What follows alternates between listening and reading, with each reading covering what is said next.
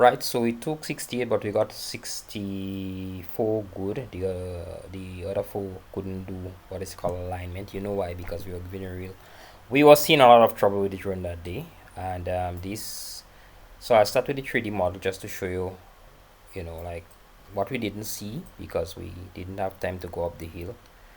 Um, so this is, I mean, we did too much over here because that's not our business. Our business is on the next side of the road, but let me try to use this just to give you an idea. So we were right here by the shop with the other guys. I don't know why we're not in the photo. The road going up that way. That's the house up there, and that's the plot of land right here, right in front of us here. And along the road here, we would have seen this vehicle where the guys were patching and paving the road, and then that road continues to wherever, to the cocoa. So we have some nice lands around here. You could see it, some very lovely lands, and then this piece of road goes all the way up to the back up here, and the river should be somewhere in the back up there, but there's a nice plot in the back there. But we are way in front on this plot here. Okay, so there's the van, where this is the van you use, and here is where we're looking at here in terms of where this tree is on the ground. This tree is on the ground, so this is what we want to look at. Anyway, 3D model is just a play. This is your digital elevation model, which is telling us that we are like on this side here, which is very down in the valley. It's like 110 meters from the sea level altitude. I don't know if it's sea level altitude or some other altitude.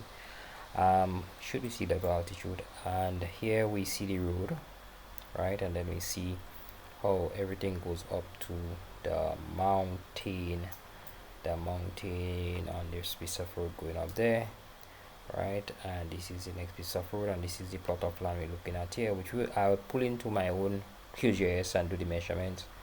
So this is the plot here. This piece here, I think you said 3 acres, so somewhere around there we'll figure it out. What we should have done is mark the boundaries so we could see real boundaries, but what time for that? We'll just play by ear. So this is really the imagery. We flew very high because of the challenge we have in the drone, and you see what the issues we have as compared to the other flights we did pretty good on. That's us here by the bike shading ourselves while the drone is seeing trouble because of whatever was being the obstacle, including the chicken ox.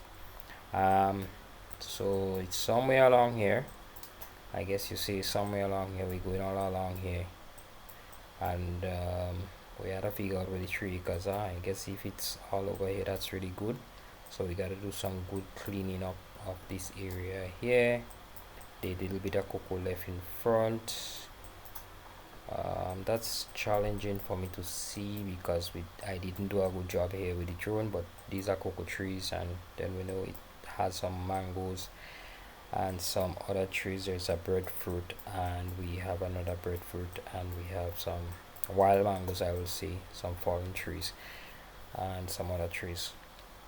So I guess it's for us to clean here, and the water should be just somewhere around the back here, so it shouldn't be too much for us to bring the water down, and it's gonna be, or maybe the water passing the back. So we really need to do over this piece, but it's good, it's fine. So this is the auto photo, as I said, rectified with GPS location. In the back here is a nice piece of land too, but that's on this person's side. We are way away from our boundaries piece here. You'll see how the elevation starts going up very steep. I hope you could start seeing those things now. So it means we have gravity flow coming down here very easy.